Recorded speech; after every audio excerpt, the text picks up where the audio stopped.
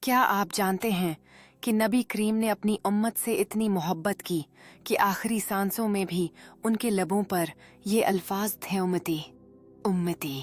آئیے جانتے ہیں وہ عظیم محبت جس نے رسول اکرم کو راتوں کو جاگنے پر مجبور کر دیا۔ اللہ تعالیٰ قرآن کریم میں فرماتا ہے، لَقَدْ جَاءَكُمْ رَسُولٌ مِّنْ أَنفُسِكُمْ عَزِيزٌ عَلَيْهِ مَا عَنِتُّمْ حَرِيصٌ عَلَيْكُمْ بِالْمُؤْمِنِينَ رَءُوفٌ رحیم۔ سورۃ التوبہ 128۔ یعنی تمہارے پاس تم ہی میں سے ایک رسول آیا ہے جس پر تمہاری تکلیف گراں گزرتی ہے، وہ تمہاری بھلائی کا بہت خواہاں ہے، ایمان والوں پر نہایت شفیق اور مہربان ہے۔ یہ آیت خود نبی کی امت سے بے مثال محبت کا اعلان ہے۔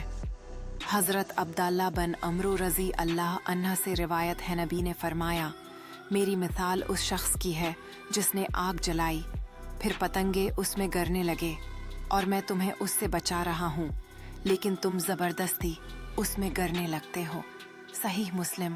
باتوں سوچاؤ، یعنی رسول ہمیں گناہوں کی آگ سے بچانے کے لیے فکر مند رہتے تھے۔ ایک اور موقع پر رسول نے فرمایا، میری زندگی تمہارے لیے خیر ہے اور میری وفات بھی تمہارے لیے خیر ہے۔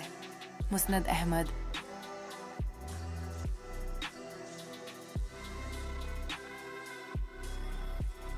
یہاں تک کہ اپنی وفات کے بعد بھی امت کی بخشش کے لیے فکر فرماتے رہے۔